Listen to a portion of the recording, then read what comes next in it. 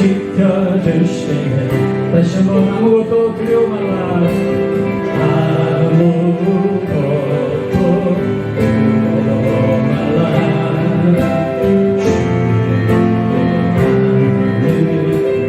지켜주시네. 놀라지 마라. 겁내지 마라. 주님 나를 지켜주시네.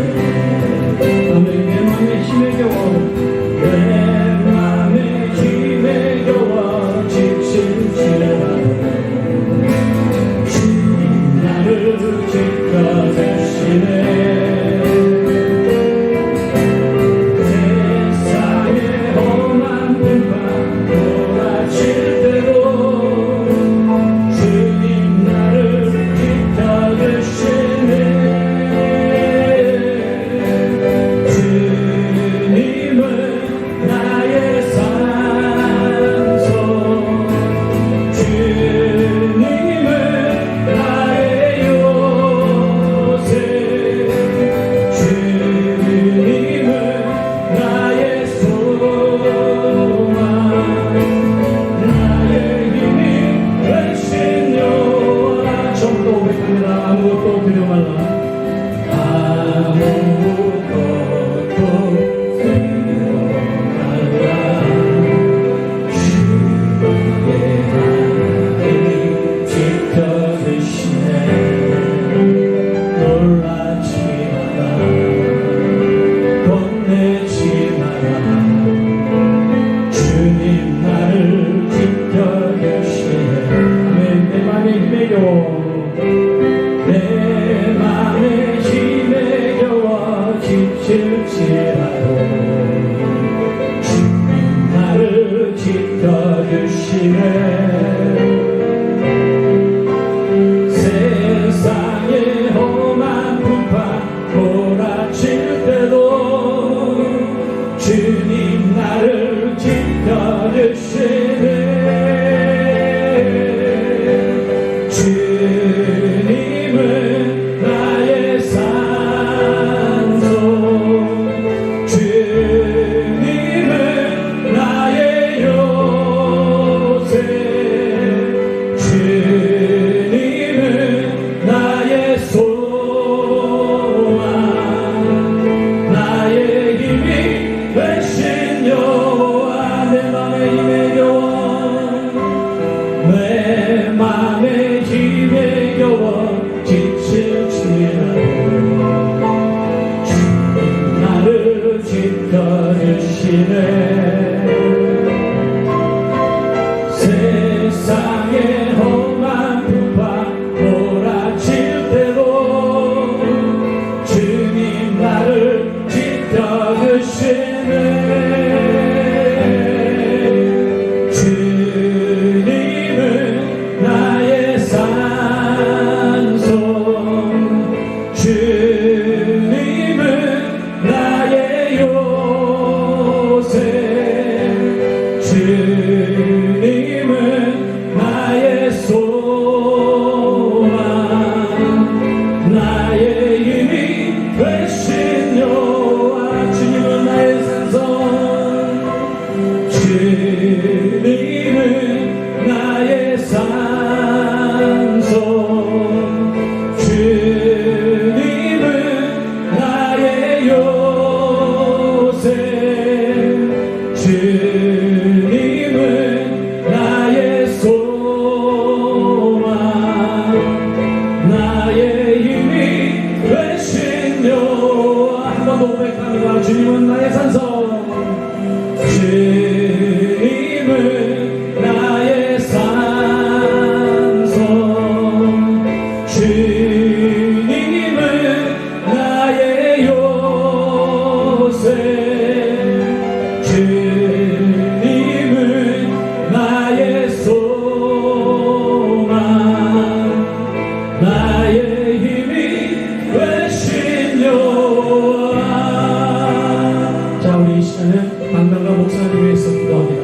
오늘도 말씀 전하실 때 그 입술을 주장하셔서 하나님의 능력의 말씀만이 선포해서 우리가 주었던 신령들이 그 말씀을 듣고 쏟아지는 은혜 가운데 있을 때 있고 또 강대의 강단의 생성이 넘치고 우리 강단과 우리 또 목사님을 괴롭히는 악한 원수를 제어해 주시고 모두 믿음 가운데 함께 하셔서 오늘도 살아계시고 역사하시는 하나님과 경험하고 체험하는 귀한 시간 될 수 있도록 우리 강단과 목사님을 위해서 다 동성으로 기도하시겠습니다. 오 할렐루야. 참으로 감사합니다. 이 마지막 때 귀한 사자 목사님 보내시고 참으로 감사합니다. 오늘도 말씀 전하십니다. 그 입술을 주장하시고 생각을 주장하시고 마지막 능력의 말씀만이 선포될 수 있도록 입술을 주장하시고 생각을 주장하여 주시옵소서.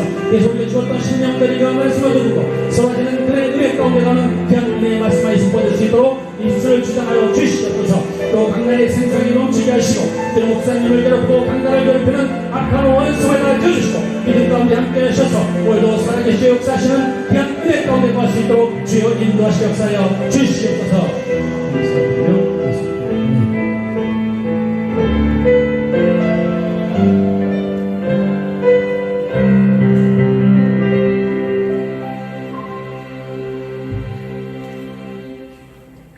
우리 자리에서 길이 가셔서 조용한 기도 드림으로 하나님 앞에 예배 드리시겠습니다.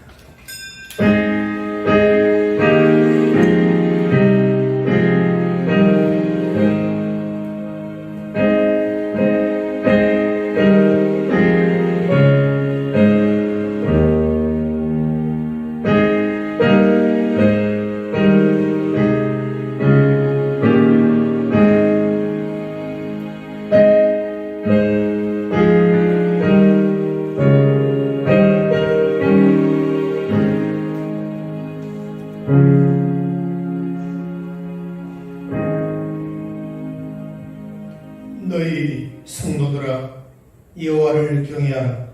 그를 경외하는 자에게는 부족함이 없도다. 우리 영혼의 여호와를 바라며 그는 우리의 도움과 방패시로다. 거룩하신 우리 하나님, 비가 오는 우중에도 불구하고 여호와 하나님의 정하신 이 날을 기억하여 기쁜 마음으로 발걸음을 이 성전으로 옮기며 예배할 수 있도록 은혜 주신 하나님을 찬양하며 경배와 영광을 올려드립니다. 세상 삶 가운데서 지치고 상한 심령들이 오늘 예배를 통하여 치유되게 하시고 우리의 영혼이 소생하게 하시고 주님을 가까이 섬기며 예배함으로 우리의 일생이 변하는 은혜 역사가 임하게 하여 주옵소서. 많은 비로 인하여 피해를 입은 우리 이웃들을 하나님 위로하시고 코로나19로 인하여 생활의 불편함을 겪고 있는 온 세계 민족 위에 일상의 생활로 돌아갈 수 있도록 하나님께서 이 질병을 제거하여 주옵소서.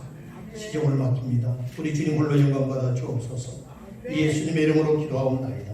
아멘. 전능하사 천지를 만드신 하나님 아버지를 내가 믿사오며 그 외아들 우리 주 예수 그리스도를 믿사오니 이는 성령으로 잉태하사 동정녀 마리아에게 나시고 본디오 빌라도에게 고난을 받으사 십자가에 못 박혀 죽으시고 장사한 지 사흘 만에 죽은 자 가운데서 다시 살아나시며 하늘에 오르사 전능하신 하나님 우편에 앉아 계시다가 재리로서 산 자와 죽은 자를 심판하러 오시리라.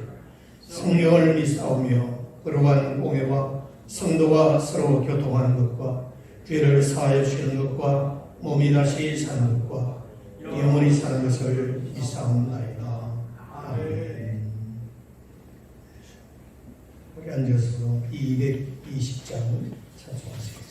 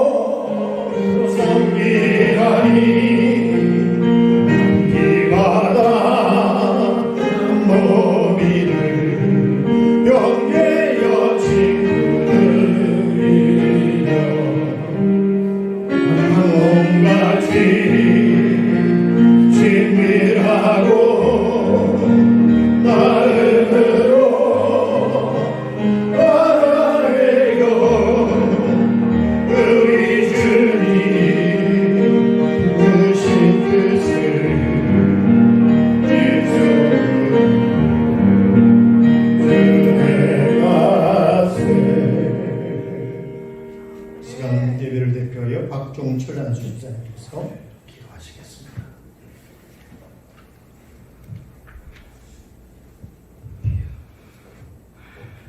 아버지 하나님, 전국적으로 장막 가운데 한 주간 주님께서 우리를 지켜주시고 성령 인도하심으로 예배당을 인도해 주심을 감사드립니다.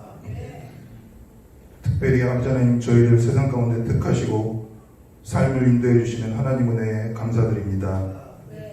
이 시간 예배 가운데 함께 하시고 오직 주님만 홀로 영광 받으시는 성령 충만한 거룩한 예배가 되기를 기도드립니다. 지금까지 세상의 여러 가지 환난 가운데에서도 낙심하지 않게 돌봐주시고 인도해 주심을 감사드립니다.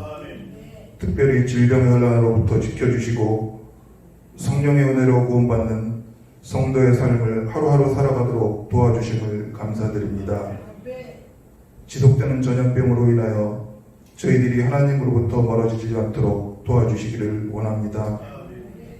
국가, 사회, 경제적으로 혼란스럽고 무엇이 진리인지를 구별하기도 힘든 시대에 우리의 깃발이 되어주시고 방패가 되어주시는 주님, 언제나 주님의 말씀을 따르고 세상 유혹에 쓰러지지 않도록 도와주시기를 원합니다.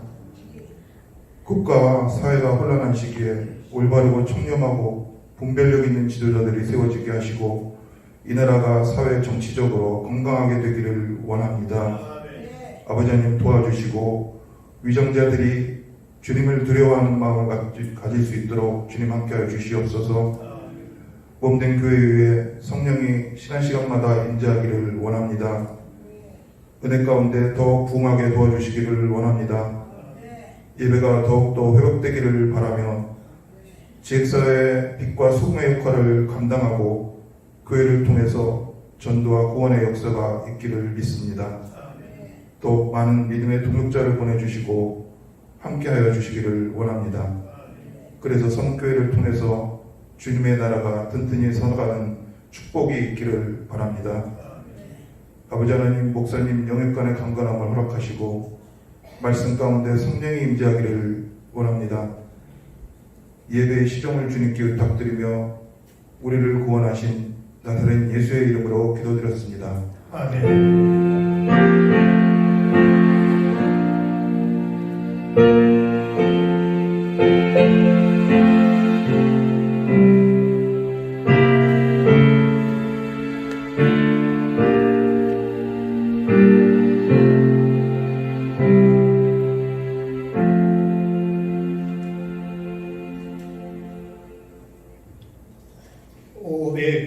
(532장) 찬송하시는 하나님께 봉헌하시겠습니다. Yeah.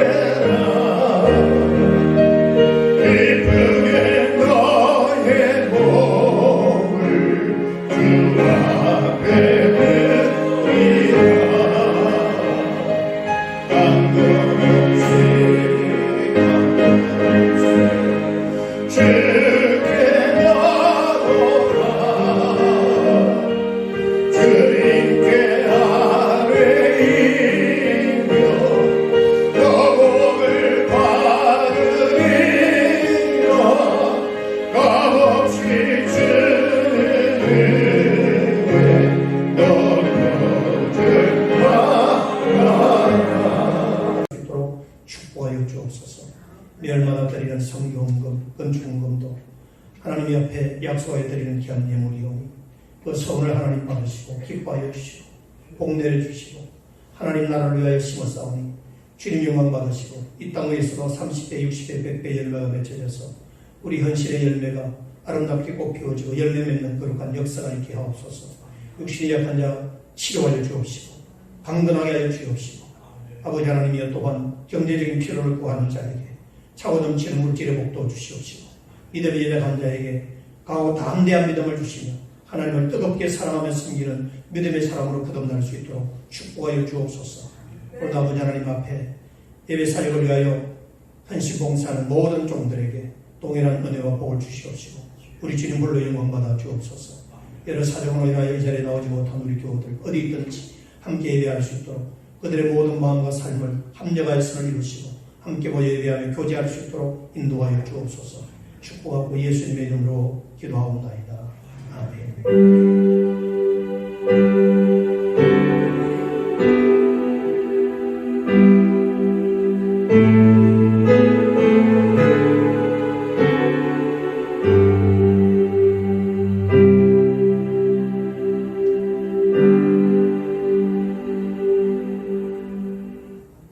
우리 하나님께서는 우리의 만남을 깨게 하시고 우리 찬양은 함께 하시죠.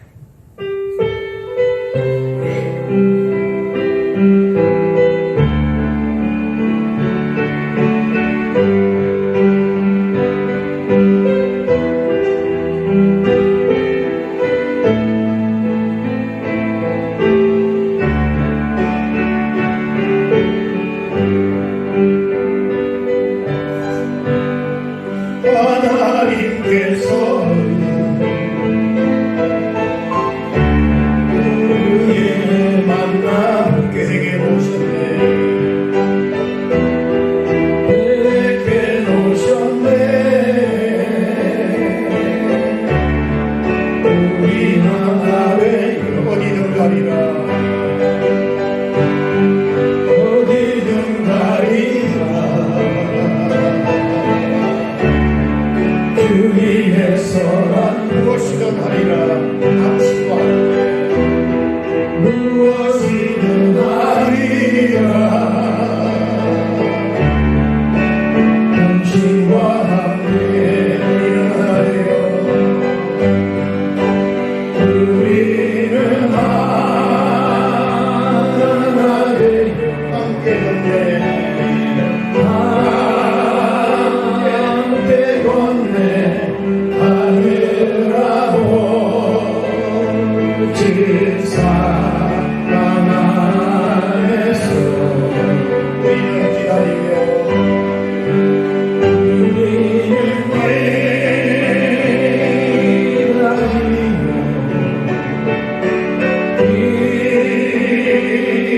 기도하네.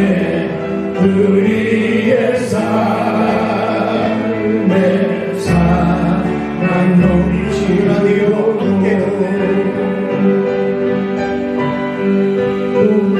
우리는 하나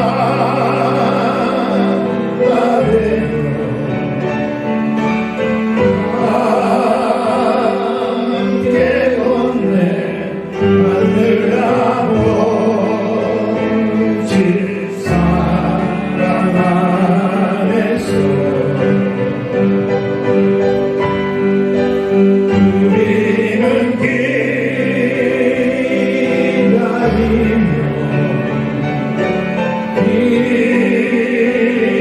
기도하네. 우리의 삶의 사랑 넘치고 우리는 하나 되어 함께 걷네. 우리는 하나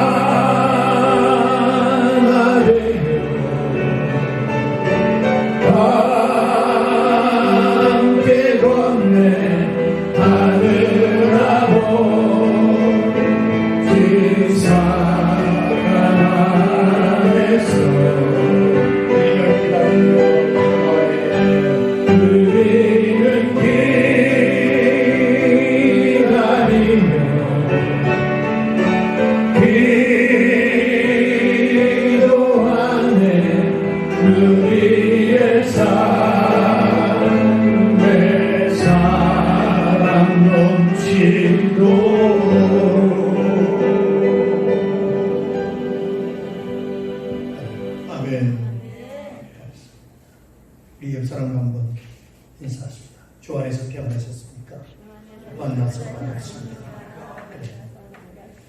오늘 우리 이후 예배 참여하신 교회 여러분 주님의 이름으로 환영하고 축복합니다. 네. 코로나19가 우리의 삶을 불편하게 하지만 하나님 우리와 함께 하시면 이 모든 불편함도 극복하고 승리하게 될 줄 믿습니다. 네. 우리 교우들께서는 특별한 사정에는 주일 11시 예배 꼭 출석해 주시고 예배 15분쯤 예배 시작인 줄 알고 일찍 오셔서 기도, 찬양으로 예배 임해 주시기를 바랍니다. 오늘도 일찍 오셔서 보기 좋은데 조금만 더 일찍 오시면 감사하겠습니다. 우리 금요 기도에 지난 금요일은 재직회였는데 재직회가 남전도이고 여전도입니다. 우리 1, 2 남전도, 2, 2, 3, 4전도에 함께 기도하십시다. 네. 여러분, 기도는 어려움이 있을 때만 기도하는 게 아니라 평상시 기도를 많이 하고 기도를 저축해가야 그 기도의 힘으로 우리가 이 험악한 세상을 이길 수가 있습니다. 여러분, 우리 함께 기도의 자리를 꼭 지켜주시기를 바랍니다. 네. 나머지 광고는 주부를 꼭 참고하시고 읽으시고 실천해 주시면 고맙겠습니다. 성경 말씀은 창세기 28장 10절에서 22절 함께 봉독하시겠습니다.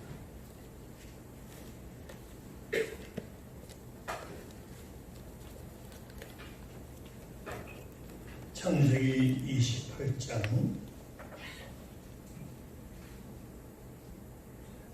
10절에서 22절입니다. 시작.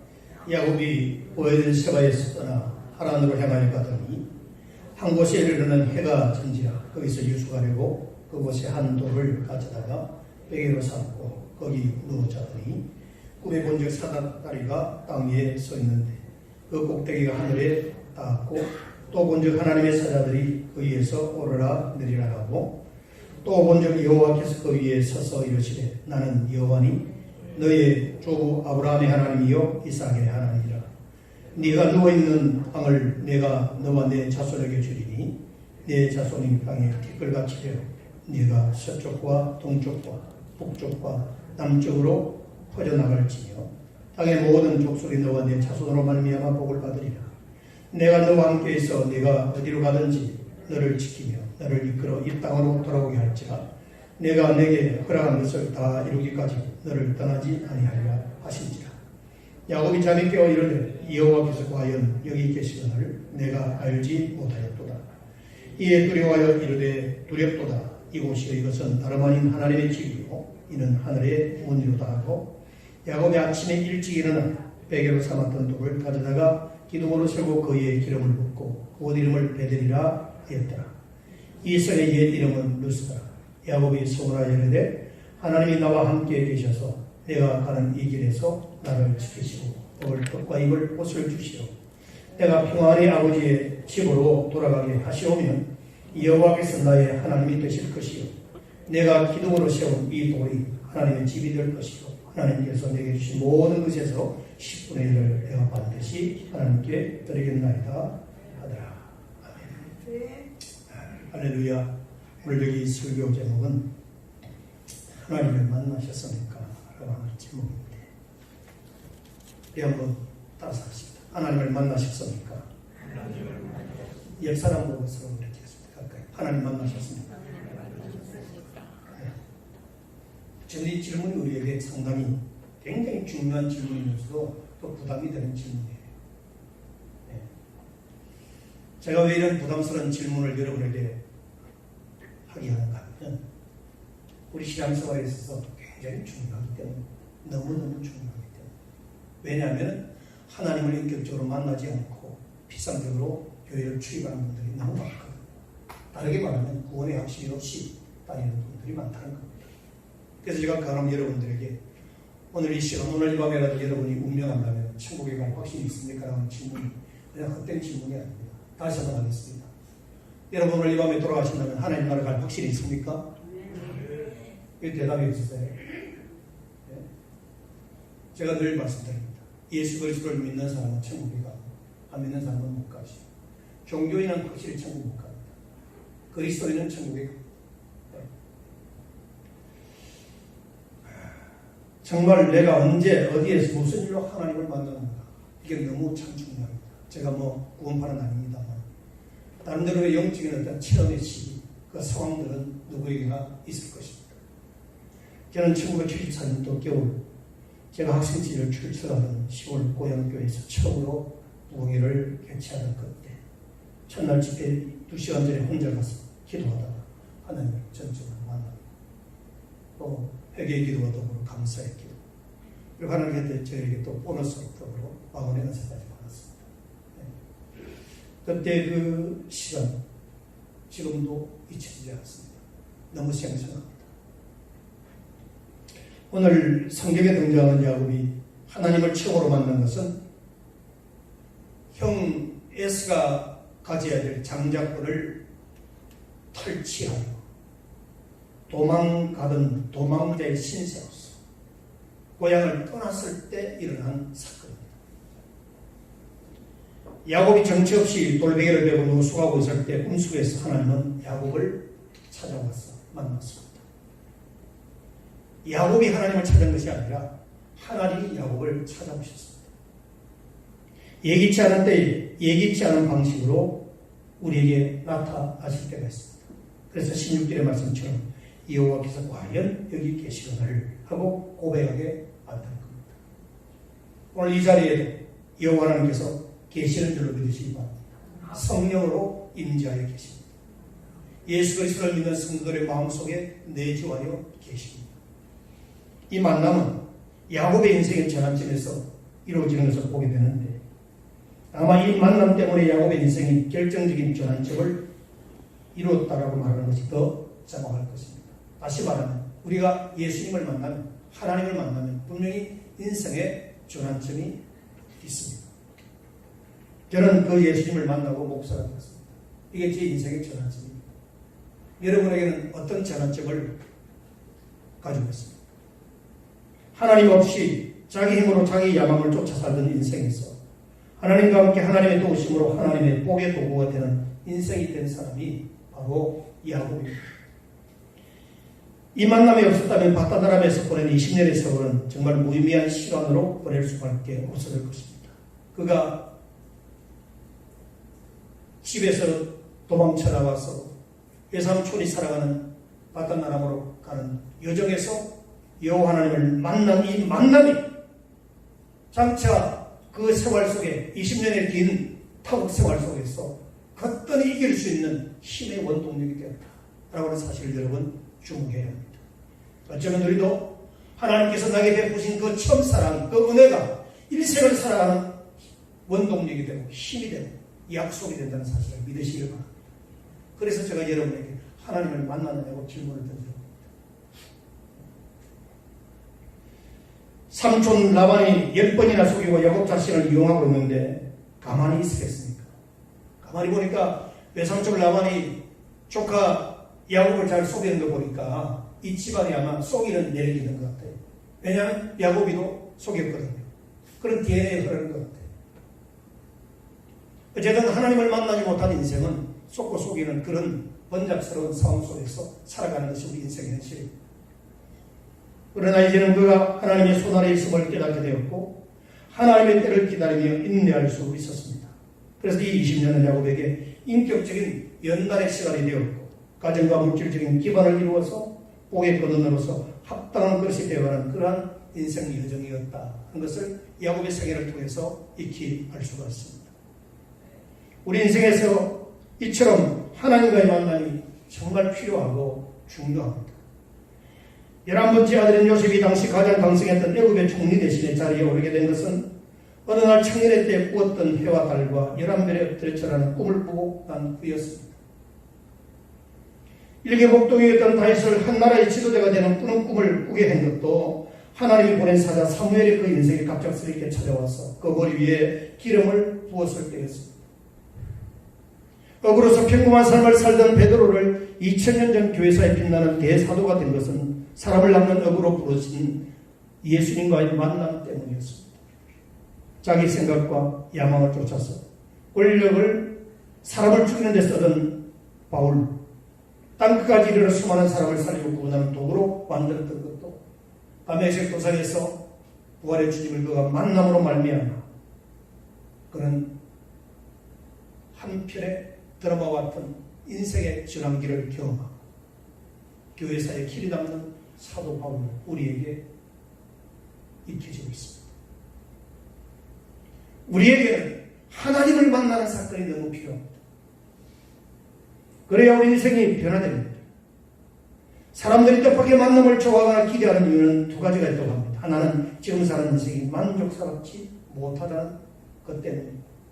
또 하나는 변화가 필요한 것은 알겠는데 정작 자기 자신의 손으로 자기 인생을 바꿀 그럴 힘이 없다는 것입니다. 도움이 필요하다는 것입니다. 삶의 일탈을 꿈꾸고 막연한 기다림에 대한 그런 기대가 우리에게 희망이라는 요소를 만들어내고 삶의 건조함과 무력감을 이기게 해줍니다. 여러분, 그런 점에서 본다면 우리는 복권 한 장을 들고 1등 당첨의 행운을 기다리고 있는 사람들과 별반 차이가 없지 않나 싶습니다.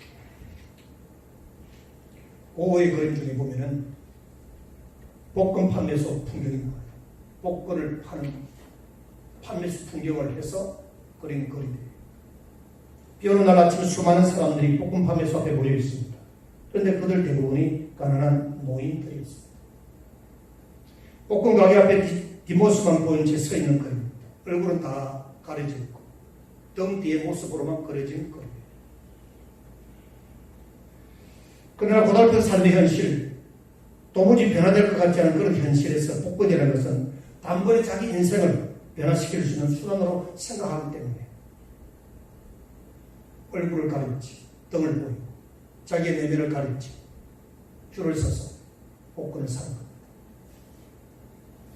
아무리 확률이 적다 할지라도 그들은 그곳에서 희망을 찾고 있습니다. 행여나 내가 복권에 1등 당첨되지 않을까 희망사. 그 자신도 동생에게 보낸 자신의 편지에서 그들의 희망에 대해서 이렇게 기록하고 있습니다. 그림을 그렇게 그렸을 뿐만 아니라 그 그림 속에 담겨있는 자기 나름대로의 그림의 철학을 동생에게 편지로 이렇게 또 써서 보냅니다. 복권에 대한 환상을 갖는 것이 우리 눈에 유치해 보일 수도 있지만 그들의 입장에서 생각해보면 정말 심각한 문제가 될 수도 있겠지만 음식을 사는데 썼어야 할 돈, 마지막 남은 얼마 안 되는 푼돈으로 샀을지도 모르는 복권을 통해서 구원을 얻으려는 그 불쌍하고 가난한 사람들의 고통과 쓸쓸한 노력을 생각해 보려. 쉽게 말하면 어려운 사람들을 역지사지로 한번 이해해 보라는 거죠. 핀잔하지 말고 비판하지 말고. 여러분, 우리는 기도할 때마다 항상 성령 충만과 성령 임재를 놓고 기도하죠. 다르게 표현하면 우리가 은혜를 사모하는 기도죠. 하나님 나에게 은혜 주세요. 왜 우리가 성령 충만함을 받아야 되고 성령의 임재를 경험해야 되고 우리가 은혜를 받아야 할까요? 그 목적이 분명해야 됩니다. 그 배경은 바로 하나님의 초월적인 역사를 기대하기 때문이요. 시기 공간의 제한을 받고 살아가는 우리 인생들이 너무나 불편하고 힘들고 염려와 두려움 속에서 고통 가운데 살아가고 있다는 그 사실을 반증하는 것 아니겠습니까? 그럼에도 불구하고 우리는 아닌 것처럼 마치 복권을 사기 위하여 줄 서 있는 노인들처럼 등만 보이고 얼굴을 가리지. 우리는 하나님을 향하여 대면해야 될 우리들이 세상을 향하여 대면을 하고 얼굴은 하나님을 향하여 보지 않고 등 뒤치. 그러면서 우리는 힘들다고 어렵다고 고통을 외치며 아우성치는 우리의 모습은 아닙니다. 우리 스스로를 한번 솔직하게 주님 앞에 내려놓아야 할 것입니다. 오늘 우리는 예배하는 자리에 앉아있습니다. 예배는 하나님과 대면하는 자리입니다. 할렐루야. 하나님과 대면하는 자리. 덕을 주고서는 하나님과의 관계가 회복되지 않습니다. 하나님과 대면하는 자리가 예배의 자리입니다. 하나님과의 만남은 복권율이 800만 분의 1에 해당할 정도로 희박하지 않습니다. 하나님은 살아계시고 그분을 찾는 자들에게 반드시 자신을 나타내 보여주시는 분이십니다. 복권은 돼도 그만 안 돼도 그만이지만 하나님과의 만남은 우리 인생에서 반드시 필요하다는 사실을 믿으시길 바랍니다. 생명을 걸 만한 가치가 있습니다. 생명을 걸 만한 가치가 있습니다. 왜냐하면 이 복음을 듣는 이 순간 이 자리에 변화되어 천국의 백성이 되는 사람이 있는가 하면 동일한 시간 공간 속에서도 이 복음과 상관없이 살아가는 무의미한 사람들도 있기 때문에 그만큼 우리는 여러분 이 자리가 생명과도 같은 자리, 생명을 걸만한 은혜의 자리라는 사실을 기억하시기 바랍니다. 혹시 여러분 어쩔 수 없이 오신 분은 없지요. 오늘 이 자리가 야곱이 하나님을 만나듯이 우리 또한 하나님을 만나는 은혜의 자리가 되기를 주님의 이름으로 축원합니다. 자, 여기서 우리가 기억해야 될 중요한 말씀이 있습니다. 그런데 문제는 하나님의 인재는 인간 편에서 결정할 수 없는 일입니다. 우리 인간 편에서 우리 인간이 좌지우지할 수 있는 그런 일이 아닙니다. 하나님의 마음, 즉 하나님의 주권적인 사회. 앞에 말씀드린 것처럼 도망자의 신세로 외갓집으로 가던 이 야곱에게 사전에 약속해가지고 정한 장소에서 만나기로 한 일이 없습니다. 돌베개를 빼고 자고 있을 그때 하나님이 야곱에게 찾아오셨어요. 부지불식간에 찾아온 겁니다. 이렇게 하나님의 임재는 하나님의 마음입니다. 그렇지만 야곱의 경우를 보면서 우리는 두 가지 요인이 하나님의 임재를 가능하게 만들었다라고 이렇게 우리가 한번 생각해 볼 수 있는 여지가 있습니다. 하나는 그의 하나님의 축복을 향한 열정이었다. 야곱에게 항상 하나님을 향한 축복의 열정이 있었기 때문에 그 열정이 좀 부도덕하고 방법은 틀렸지만 형에게 돌아가야 될 장자권을 그는 탈취하게 됩니다. 탈취. 방법은 잘못됐어. 그런데 하나님의 축복을 받고 싶어하는 열정은 그 마음속에 늘 있었다는 겁니다. 이 마음을 하나님이 아십니다. 그 열정 때문에 형과 아버지를 속이고 결국은 고향을 떠나야 하는 불운을 맛보았지만 어쨌든 그의 열정이 결국 하나님을 움직이게 만들었다는 겁니다. 우리는 하나님을 기다려야 돼 열정적으로 기다려야 합니다. 열정이라는 것은 결단과 행동이 수반되는 것이고 그런 시행착오 그때 우리는 하나님을 만나게 되는 줄로 믿습니다. 우리는 이 세상이라고 하는 불안정한 상황 속에서 다충우돌하며 염려, 불안, 근심, 걱정 속에서 살아왔지만 그 상황 속에서도 하나님은 여전히 우리를 끄들놓지 아니하시고 붙잡으시고 우리 가는 길마다 생각하는 모든 삶마다 하나님께서 보시고 계신다는 사실을 믿으시기 바랍니다. 유명한 발명가 에디슨이 천재는 99%의 땅과 1%의 영감으로 이루어진다는 말을 했는데 그런 이 말을 잘 해석해야 됩니다.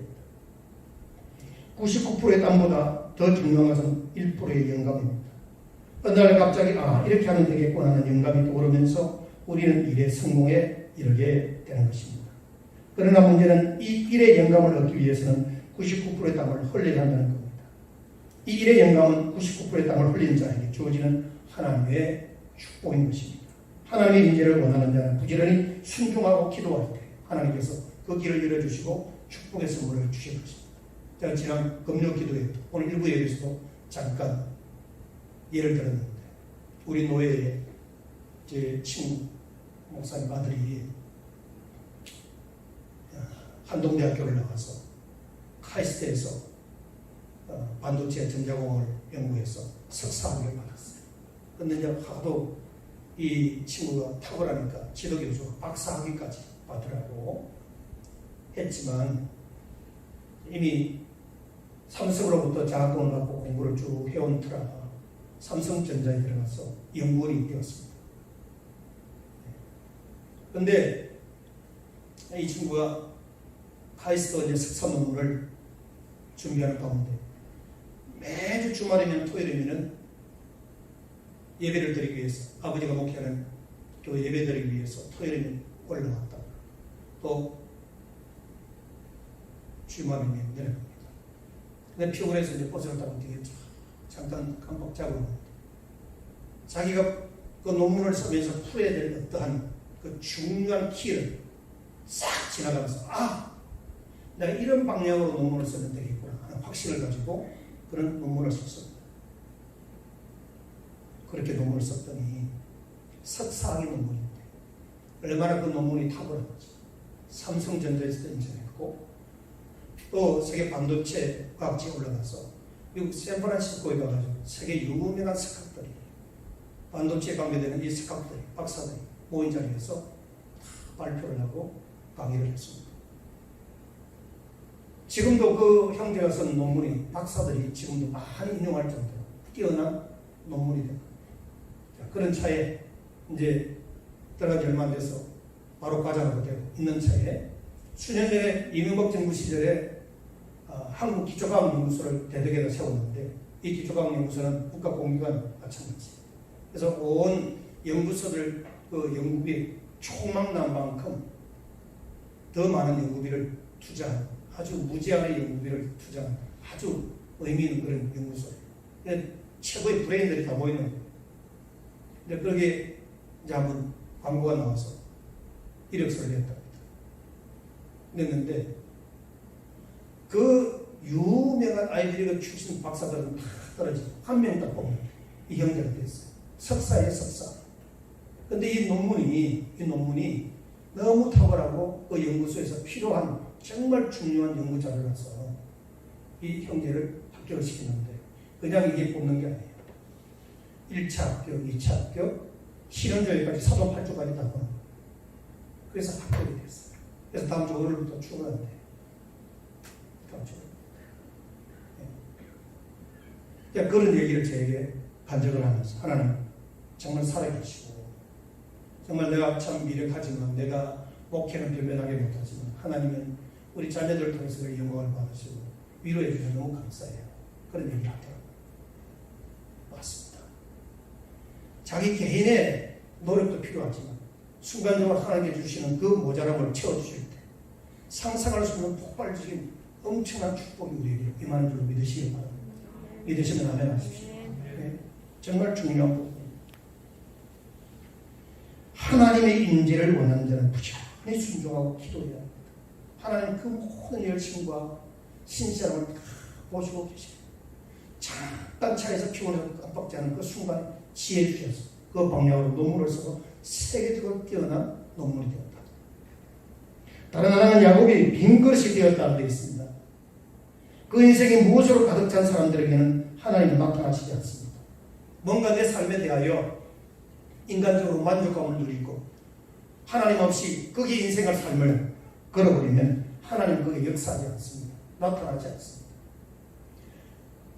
가나 어린 잔치집에 포도주가 모자랐다는 그 사실을 솔직하게 고백했을 때 물이 변해 포도주가 되는 기적이 일어났습니다. 야곱은 자기 야망과 자기 생각으로 가득했던 사람인데 그러나 그에게도 위기가 닥쳤습니다. 그야말로 모든 것이 혼란스럽고 비워져 버린 순간입니다. 어쩌면 자기 야망, 자기 꾀, 자기 자신을 신뢰하며 살아왔던 그 삶의 처세술이 나름대로 자기에게 신뢰가 되어지는 하나의 삶의 방법이라고 생각했겠지만 쉽게 말하면 나는 생각한 대로 다 돼. 안 되는 게 없어. 이렇게 하면 저렇게 하면 되더라. 이런 자기 나름대로의 인간의 처세술을 가지고 있을지도 몰라요. 그러나 지금은 아닙니다. 너무나 지금 혼란스럽고 어렵습니다. 축복은 받았지만 쫓겨가는 신세고 장자권을 자기가 받았지만 지금 쫓겨가는 도망자 신세입니다. 거칠 없이 노숙해야 되는 거짓 신세입니다. 그 아무것도 할 수 없는 그 순간에 하나님이 나타나시고 물론 이 정도 가지고 비웠다고 할까라고 우리가 반문할 수도 있겠지만 비움은 상당히 상대적이거든요. 상대적인 건데 야곱에게 있어서는 지금 이 순간이 자신을 비워야 될 순간입니다. 장자권을 얻었지만 그거 가지고 되지 않아요. 자기가 바라는 장자권을 얻었지만 하나님이 바라시는 야곱의 모습은 그건 아니에요. 진짜 하나님을 만나서 변화되어서 야곱을 통하여 이루시고자 하는 하나님의 계획을 깨달아야만 하는 것입니다. 야곱이 또 한 번 하나님을 만날 때가 있었습니다. 고향으로 돌아와서 야곱강에 서 있을 때인데 형의 에서의 위협 앞에 그동안 쌓았던 모든 재산과 가족들을 잃을지도 모른다는 이 상실의 두려움 가운데 있을 때 야곱은 버니엘의 하나님을 만납니다. 베델의 하나님, 내가 집으로 내려갈 때는 베델의 하나님, 올라올 때는 버니엘의 하나님, 이 두 번의 만남은 야곱을 위대한 하나님의 사람으로 쓰시는 하나님의 승리가 거기에 나타납니다. 우리가 외롭고 공고한 순간 막다른 골목으로 몰렸다고 느끼는 그 순간 없지만 그때가 가장 하나님과 가까이 있는 때인지도 모릅니다. 우리가 편안할 때 하나님 잘 보이지도 않아요. 편안할 때 하나님 말씀 잘 안 들어와. 고난과 공부함에 있을 때 하나님의 말씀이 그렇게 귀에 잘 들어요. 똑같은 본문 옛날에 들었는데 별로 의미가 없이 지나갔지만 어느 날 새롭게 들릴 때가 있습니다. 그때 하나님이 역사하시는 순간인 줄로 믿으시기 바랍니다. 야곱의 꿈에 나타나신 하나님은 야곱에게 축복과 보호의 말씀을 주십니다. 하나님의 말씀은 13절, 14절, 15절을 나눌 수 있는데 13절, 14절은 이미 아브라함과 이삭에게 주었던 비전과 축복의 말씀, 즉 그의 조상들에게 주었던 말씀입니다. 그 세 가지인데 조상들에게 주어진 그 축복의 말씀이 뭡니까? 첫째는 누운 땅을 내가 너와 내 자손에게 주리니, 땅에 대한 약속. 두 번째는 내 자손이 땅에 티끌같이 되어서 동서남북에 편만할 것이다. 자손의 약속. 세 번째는 복의 근원의 약속. 땅의 모든 족속이 너와 내 자손을 인하여 복을 얻을 것이다. 이것이 아브라함과 이삭 쭉 이렇게 조상들로부터 흘러내려온 계승되어진 복입니다. 정말 아버지 이삭으로부터 축복을 받기 위한 야곱의 눈물겨운 투쟁이 드디어 하나님으로부터 최종 인정을 받는 순간인 것을 야곱은 조상에게 약속하신 그 복음, 그 약속이 다시 한번 야곱에게 들려주고 있습니다. 내가 그런 하나님이야. 나를 믿으라는 거지. 복은 이처럼 사모하는 자에게 주어지는 줄로 믿습니다. 주님은 세례 요한 때부터 지금까지 천국은 침노를 당하나니 침노하는 자가 빼앗느니라고 했습니다. 우리도 하나님에 대해서, 하나님 나라에 대해서 욕심을 내었으면 합니다. 거룩한 욕심을 내었으면 합니다. 야곱처럼 말합니다. 하나님의 축복에 욕심을 내는 자에게 그 축복이 주어집니다. 잘못되지 않는 거라는 마음껏 거룩한 욕심을 내시기를 바랍니다. 거룩한 욕심. 그래서 제가 언젠가는 지나가는 말로 했어요. 목사님, 제발 성경 말씀 좀 배우고 싶어요. 좀 가르쳐주세요. 목사님, 우리 교회가 이런 부분에 좀 부흥되기를 원하는데 어떻게 하면 좋을까요? 그런 대답을 하는 여태까지 하나도 들어본 적이 없어요. 좀 그런 성도들이 많아지기를 주님의 이름으로 축원합니다. 뭐 좀 하자 그러면 뭐 나에게 불편함을 주고 불편하게 할까봐 부담을 주고 도망가는 사람들이 많은데 도망가봤자 야곱처럼 하나님을 기다리고 있습니다. 그냥 미리 놓은 게 좋아요. 할렐루야. 네, 미리 도망가봤자 하나님을 떠나는 게 아니라 그게 하나님 계십니다. 예? 그러니까 우리가 정말 변화되지 않는 야곱처럼 인간적인 예술을 믿을 때가 많아요. 그런데 하나님은 야곱을 그 시대의 족장으로 이스라엘 조상으로 섬길 수 있는 존경받는 믿음의 사람으로 세우기 위해서 그 인간이 가지고 있는 그 사람이 가지고 있는 내면에 잘못되어진 육신적인 생각과 잘못된 가치관을 철저히 깨뜨려버립니다. 그래서 나중에 이스라엘이라는 이름을 개명을 해주잖아요. 비록 고관절이 부러져서 전문가리가 되는 장애자일지라도 하나님은 장애자일지라도 그 내면에 하나님으로 충만한 사람을 귀하게 쓰시고 한 시대의 인물로 쓰시는 줄 믿으시기 바랍니다. 건강하게 살면서 하나님을 모른다면 얼마나 불행한 인생입니까? 비록 장애자일지라도 하나님을 만난 야곱 같은 인생 하나님은 크게 쓰시는 줄 믿으시기 바랍니다. 그 절름절름하는 자기 육신을 보면서 하나님이 한때 약병마루타에서 어떻게 자기에게 역사하셨는지를 자기 인생의 역사를 늘 보지 않겠습니까? 그렇죠? 사랑하는 성도 여러분, 야곱과 하나님을 만나면서 더 특별한 것은 창세기 28장 15절에 나타났습니다. 여기 볼까요? 우리 다 같이 한번 읽어보십시다. 시작. 내가 너와 함께 있어 내가 어디로 가든지 너를 지키며 너를 이끌어 이 땅으로 돌아오게 할지 내가 내게 허락한 것을 다 이루기까지 너를 떠나지 아니하리라 하신지라 그랬습니다. 이 말씀은 먼 길을 떠나는 야곱에게 특별히 주신 말씀입니다. 여기도 세 가지 약속을 담고 있어요. 집에서 나와가지고 외삼촌 집으로 가는 여정에서 하나님께로부터 받은 약속이에요. 첫째 뭡니까? 내가 너와 함께 있겠다. 둘째는 네가 어디로 가든지 지켜주겠다. 셋째는 너를 이끌어 이 땅으로 돌아오게 하겠다는 약속입니다. 네 알아서 그냥 살아갈 게 아니에요. 끝까지 내 인생을 책임지겠다는 겁니다. 이 세 가지는 20절과 21절의 야곱의 서운 기도에서도 다시 한번 확인되고 있는 중요한 내용인데 첫째, 내가 너와 함께 있겠다는 약속. 하나님께서 우리에게 주시는 대표적인 것을 보면 우리에게 군대나 세력이나 재물을 주시기보다는 보이지 않는 하나님 자신을 주신다는 겁니다. 이걸 여러분 오늘 설교 말씀에서 굉장히 중요한 포인트입니다. 여러분이 바라는 축복, 우리가 하나님을 만나야 될 이유가 무엇입니까? 재물입니까? 세상에 육신에 필요한 것들인가요? 아닙니다. 정말 우리가 하나님 앞에서 소유해야 될 중요한 것은 보이지 않는 하나님을 만나는 겁니다. 아멘. 하나님을 보겠거든요. 이 하나님을 만나야 육신의 문제 모든 것들이 해결이 되는 겁니다. 그런데 우리는 거꾸로 생각할 때 많죠. 물질을 소유하면 하나님을 만날 수도 있고 신앙생활 잘할 수 있을 것이라고 생각하는데 그 성경이 가르치는 교훈이 아닙니다. 하나님은 우리 손에 통장을 지어주시기보다는 자기 자신을 주시는 분이십니다. 가장 강력한 약속은 주님께서 우리와 함께 하시겠다고 하는 약속입니다. 임마누엘의 축복. 모세가 죽고 이스라엘 백성을 가나안 땅으로 이끌어야 할 사명 앞에 두려워하고 있는 여호수아에게 하나님께서 나타나셔서 주셨던 말씀이 뭡니까? 여호수아 1장 9절에 두려워 말며 놀라지 말라. 네가 어디로 가든지 네 하나님 여호와가 너와 함께 있느니라. 함께. 임마누엘 합니다. 함께 한다는 게 얼마나 중요합니까? 이스라엘 백성들이 애굽 생활할 때도 또 출애굽할 때도 광야 생활할 때도 가나안 땅을 점령할 때도 항상 함께하는 하나님의 역사가 있다는 사실을 기억하십시오. 그 하나님은 지금도 우리와 함께 하시는 줄로 믿습니다. 함께 하십니다. 부활하신 후 제자들에게 온 민족을 제자 삼으라는 명령을 주시면서 제자들에게 주셨던 약속의 말씀 또한 볼지어다 내가 세상 끝날까지 너희와 항상 함께 있으리라. 마태복음 28장 20절에서도 말씀하셨습니다.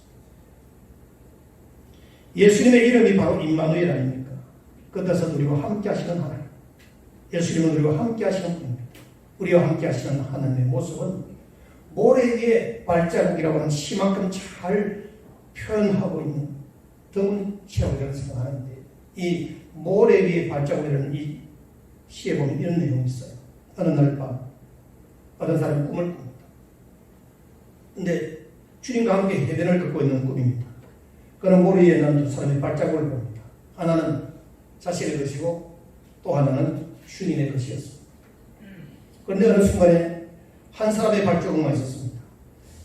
이 사람이 자기 인생을 많이 추억해 보니까 그때는 자기가 가장 어렵고 고통스러운 때인데 왜 주님의 발자국과 내 발자국 함께 있다가 갑자기 내 발자국만 있고 주님의 발자국은 없지?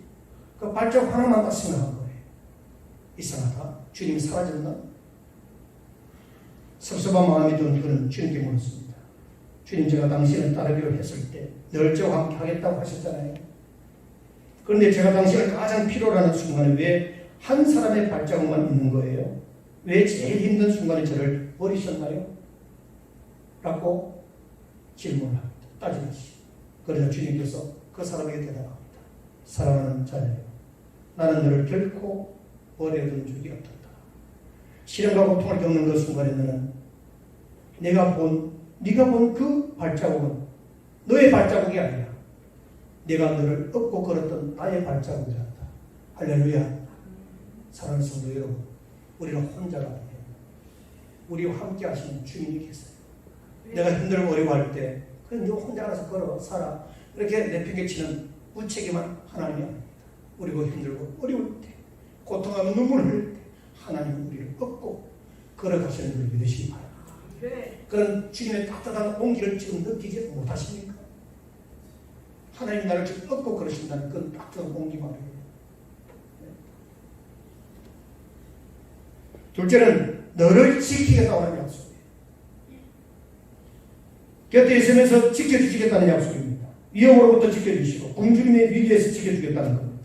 하나님은 너를 위험으로부터 지켜주시고 그래서 시편 23편에 다윗은 뭐라고 고백을 합니까?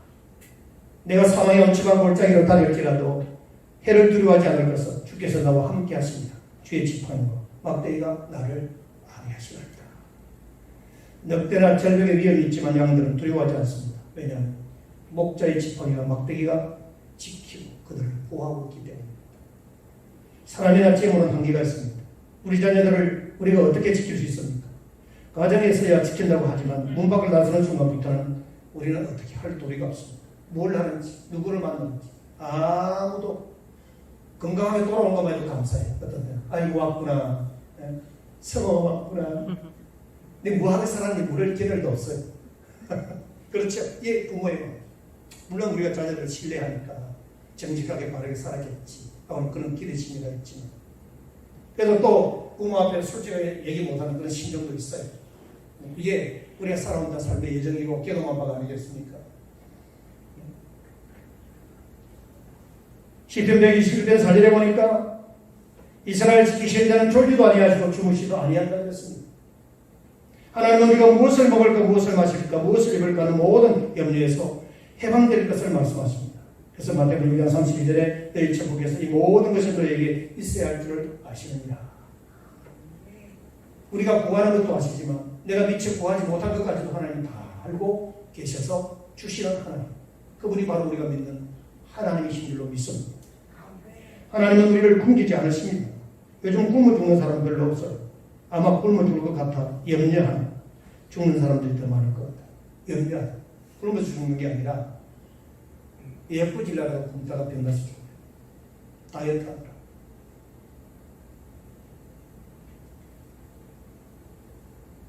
야곱이 하나님을 통해서 먹고 사는 데는 전혀 지장이 없었지요.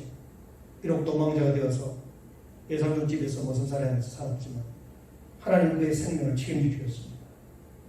20년 후에 바다람에서 거부가 되었고, 그가 나올 때 두 아내와 12아들 그리고 수많은 양떼와 소떼를 노비를 거느리고 돌아왔습니다. 야곱은 정말 이기적인 사람인데 야곱의 외삼촌 라반은 훨씬 더 이기적인 사람이에요. 조카를 이용해가지고 한미천 잡으려고 했던 아주 얄팍한 사람. 이기적이고 사기꾼인 라반의 손에서 야곱의 목숨을 구하고 그를 물질적으로 구하게 하시는 그분은 바로 여호와 하나님이시다는 사실을 믿으시길 바랍니다. 그러니까 우리가 어떤 공고한 상황 속에서 하나님은 우리를 늘 보호하고 계시는 사실을 믿으시기 바랍니다.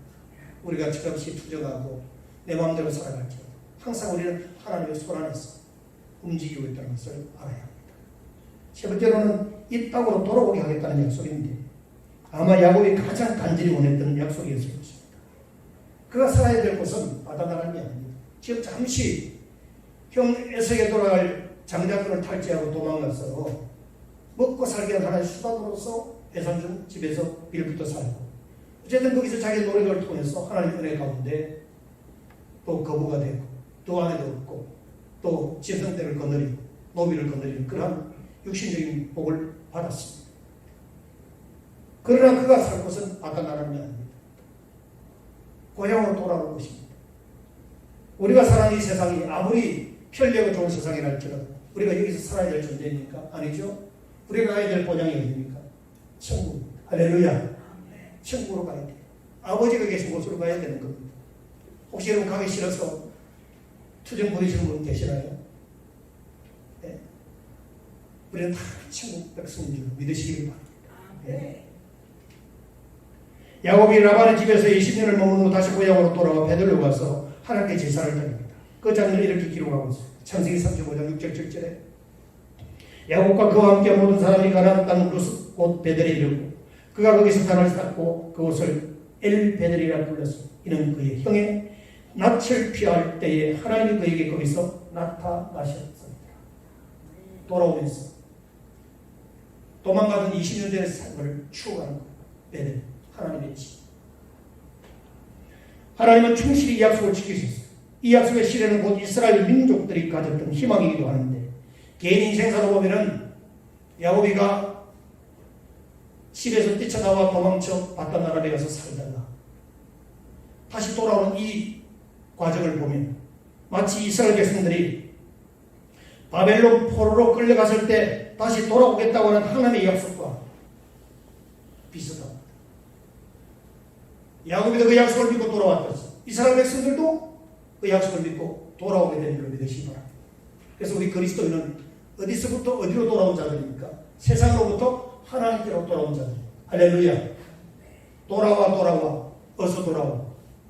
우리는 이미 돌아왔으니까 돌아오지 않는 사람들에게 그렇게 부르는 거지. 돌아온 자들, 아버지 집으로 돌아온 자들, 하나님 나라 백성으로 돌아온 자들. 이스라엘이 AD 70년에 예루살렘이 망하고 그 2000년 동안 방랑 생활을 했지만 그들은 그 약속의 땅으로 돌려보낼 것을 믿었고 그대로 이루어졌습니다. 야곱의 개인사는 단지 한 개인의 인생사가 아니고 이스라엘의 한 역사를 추락하고 있습니다. 축소하고 있습니다. 하나님은 우리의 간절한 소원을 이루어주시는 분입니다. 하나님은 이런 안정과 무사기한의 약속을 주셨습니다. 이런 약속을 받을 때 우리는 꿈에서 깨어나자마자 감사의 기도를 드려야 되지 않을까요? 그런데 야곱은 하나님께 거래를 합니다. 아무리 은혜를 받아도 인간성이 변하는 데는 좀 한계가 있고 시간이 걸리는 것 같아요. 20절 이하에 보면 야곱이 하나님께 조건을 걸어요.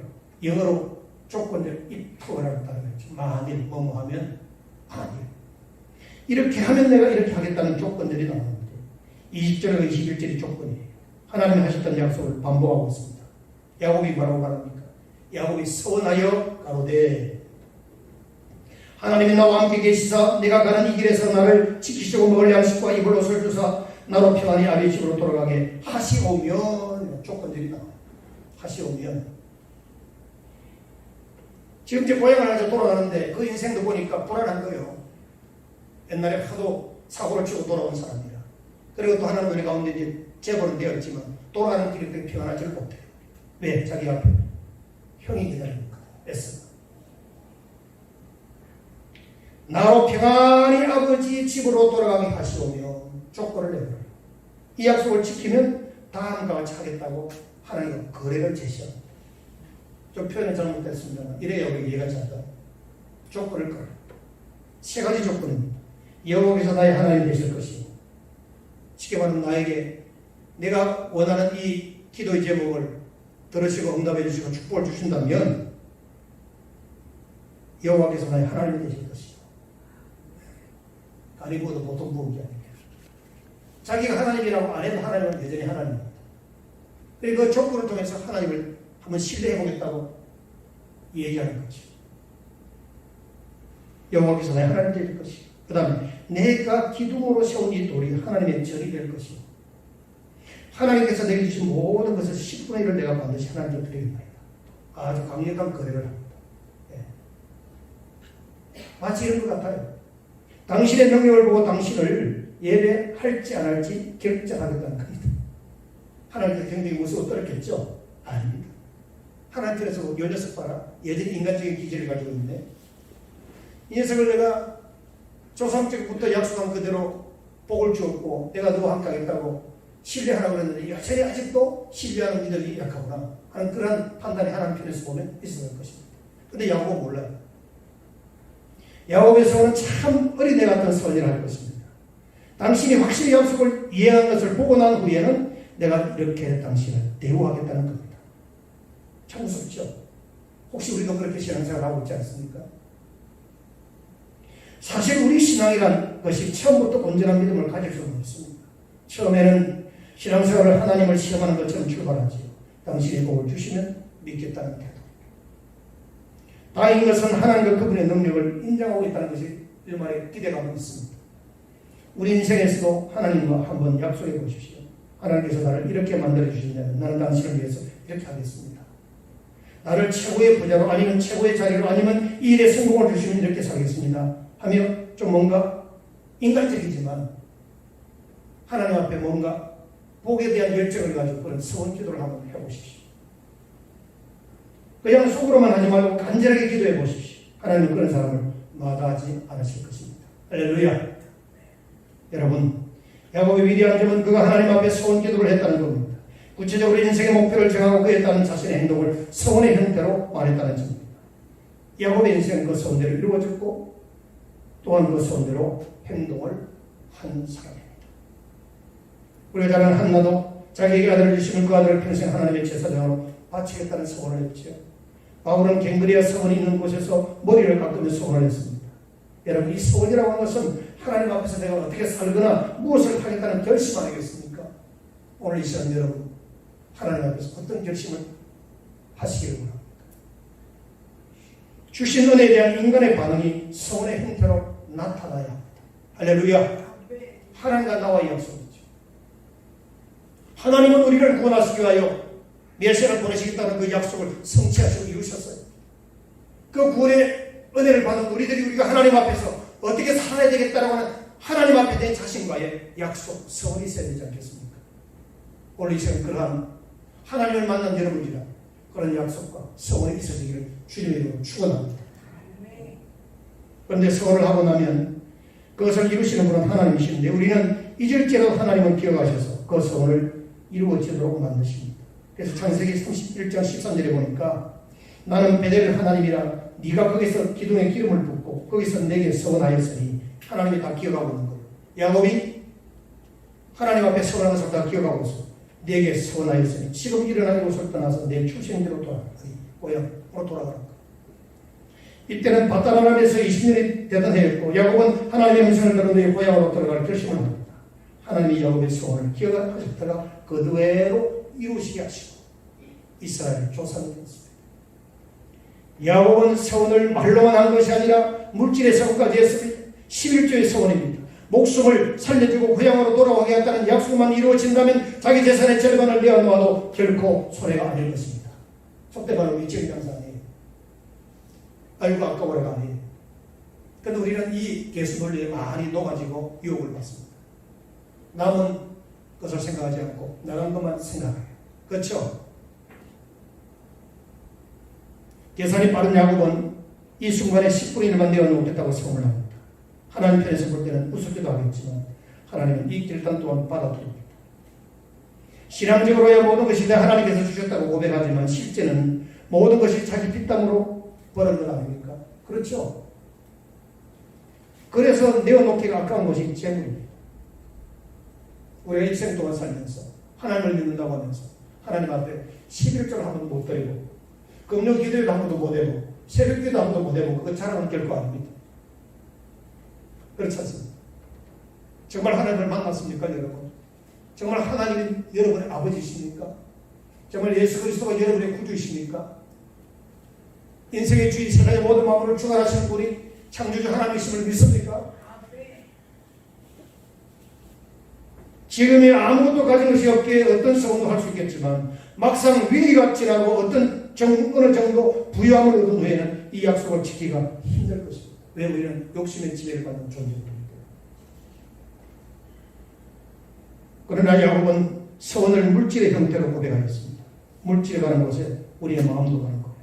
자신의 헌신과 손해가 동반된 서원이 진짜 유효한 서원입니다. 우리는 물질을 내어놓음으로써 우리 서원에 대한 확실한 의지를 밝힐 수 있고 하나님을 만난 자로서의 내 속마음을 진실함을 하나님 앞에 고백하는 신앙의 행위가 되는 것입니다. 하나님 또한 이 물질에 대한 소원을 통하여 우리 의지를 확인하시고 어리다와 같은 소원이었지만 하나님은 그 소원을 기뻐 받으시고 야곱에게 그 소원대로 이루어 주시려고 믿으시길 바랍니다. 우리에게는 소원이 있어야 합니다. 하나님과 약속이 있어야 합니다. 우리 인생에서 한 번이라도 하나님을 향한 우리의 결심과 헌신을 표현해 본 적이 있습니까? 하나님은 작은 소원일지라도 그 헌신에 100배로 보답해 주시는 분이십니다. 우리 성문교회 교회 여러분, 정말 예수 그리스도를 믿어 구원받은 성도로서 하나님을 인격적으로 만난 성도로서 정말 하나님을 뜨겁게 사랑하고 경외하고 그 받은 은혜와 더불어 주신 사명, 직분을 잘 감당하고 하나님 우리에게 주시는 큰 복이 이것이었노라고 수많은 사람들이 간증할 수 있기를 주님의 이름으로 축원합니다. 다른 사람 잘된 것 구경하지 말고 내가 그 축복의 통로가 되고 주인공이 되기를 주님의 이름으로 축원합니다. 우리에게는 하나님을 만나는 사건이 필요합니다. 그래야 우리 인생이 변화됩니다. 하나님을 만나고 변화된 사람에게는 하나님께서 너와 함께 하겠다고 약속하시고 너를 지키겠다고 약속하시고 이 땅으로 돌아오겠다고 약속하셨으니 이 복이 야곱 자신에게만 국한되어진 약속이 아니라 오늘 우리 모두에게 주어진 변함없는 신실하신 하나님의 약속인 줄로 믿고 이 약속을 통하여 이루시는 하나님의 역사를 삶 가운데서 경험하고 우리 모두가 축복의 통로가 되기를 간증자가 될 수 있기를 주님의 이름으로 축원합니다. 기도하십시오. 사랑의 아버지 하나님 감사합니다. 야곱 한 사람을 통하여 일하신 하나님, 결코 그런 인생의 역사 한 사람으로 끝나지 않고 야곱을 통하여 일하신 그 하나님께서 이스라엘 전 민족을 통하여 나타내신 하나님의 숨은 계획과 교훈이 담겨 있음을 압니다. 뿐만 아니라 우리에게도 이러한 하나님의 약속이 있음을 믿고 믿음으로 순종하며 나아가는 저희들이 되게 하시고 예수님을 만나고 하나님을 만난 자로서 참된 인생의 변화와 그리고 주님이 우리와 함께 하시는 약속, 지키시겠다는 약속, 또한 이 땅으로 돌아오겠다는 이 약속이 성취되어지고 하나님의 나라를 소망하는 거룩한 성도가 된 것을 감사하면서 이 땅 위에서 승리하는 우리 온 교우들이 되도록 복을 내려 주시옵소서. 예수님의 이름으로 기도하옵나이다. 아멘. 내가 처음 주를 만났을 때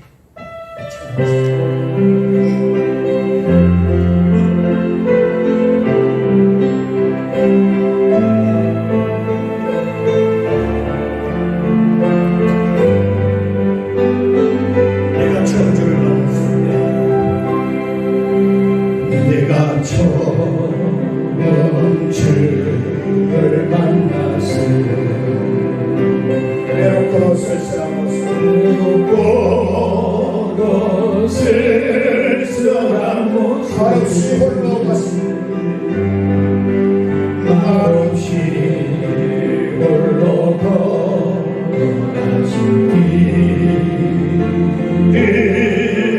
영광을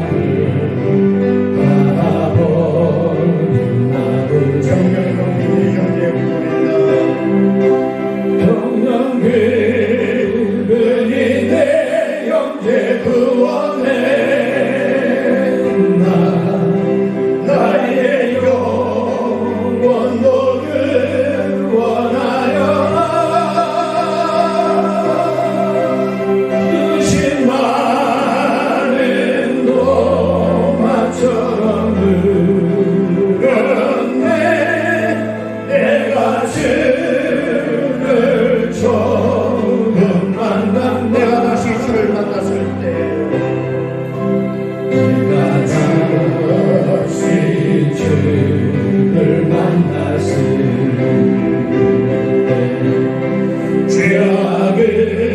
죄악으로 몹쓸 병든 몸 조용히 내 손을 잡으시는 주님 조용히 내 손 잡으시니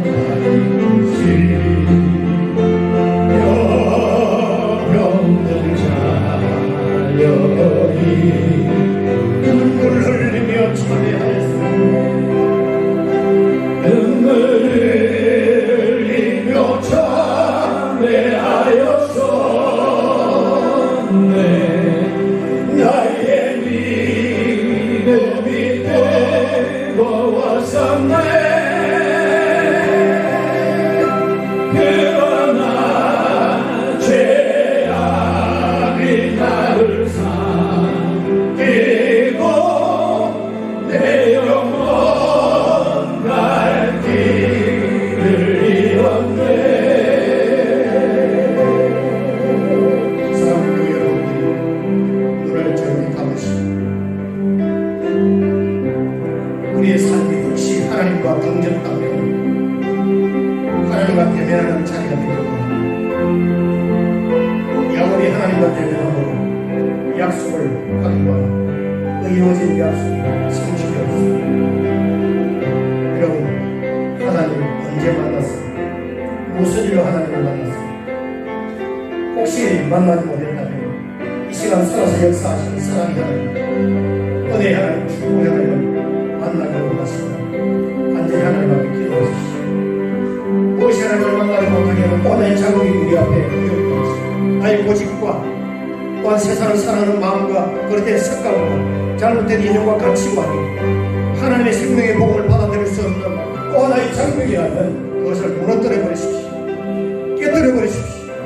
그래서 내가 낮은 모습으로 작은 자의 모습으로 내려갈 때 거기 말구에 누워 계신 주님을 여러분을 맞이하실 것입니다. 나를 구원하시자 오신 그 예수님을 바라보고 있을 것입니다. 높고 위대하신 그 하나님이 낮고 지난 이 땅 위에 우리에게 순결자로 부셔주고 오셨습니다. 그 주님을 만나야 되지 않겠습니까? 이 시간 주님 앞에 기도할 때 코로나가 물러가도록 홍수가 펼치도록 차별금지법이 처리되도록 하나님 앞에 이 시간 주님 앞에 간절히 소리내어 기도하십시다. 두 손을 들고 주여 크게 한번 청기합니다. 주여 주여 주여 오 하나님 아버지 감사합니다. 하나님 우리가 어떤 상황이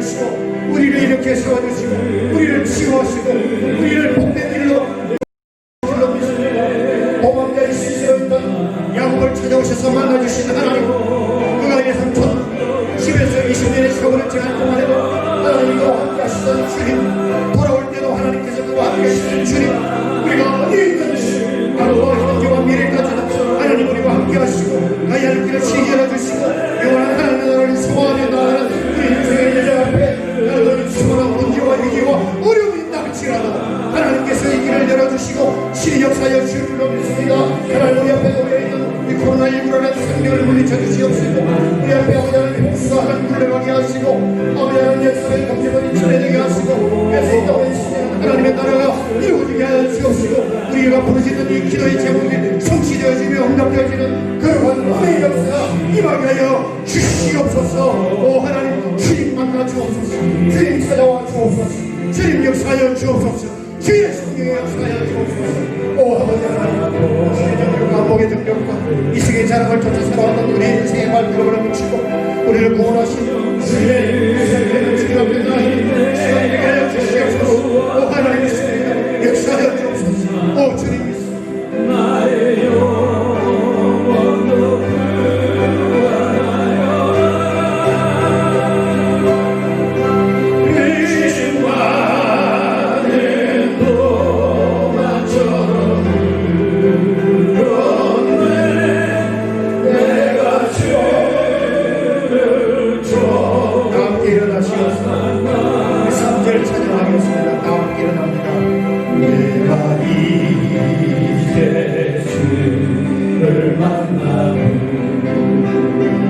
죽음의 길을 벗어나라네. 죽음의 길 변치 않는 은혜와 사랑을 빼주신 주님만이 나의 구세주.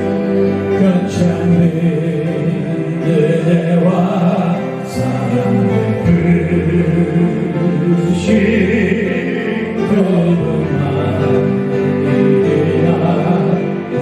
예수 따라 항상 살리로다. 주 예수 따라 항상 살리로다.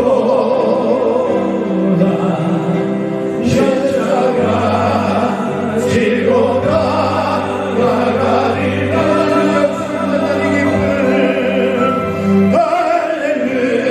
할렐루야. 주를 만나니 기쁨 영광의 찬송을 돌리니.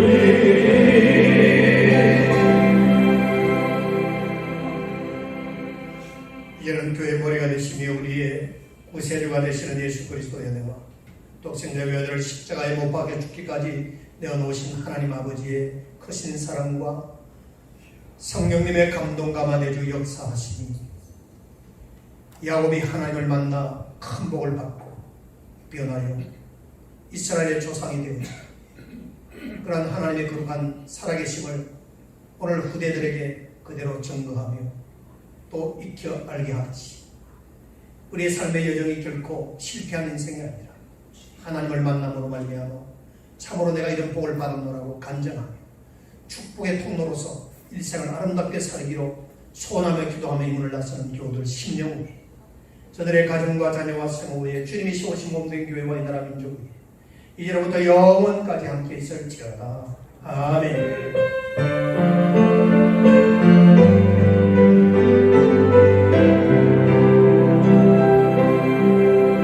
내가 좋은 주를 만났을 때 외롭고 쓸쓸한 모습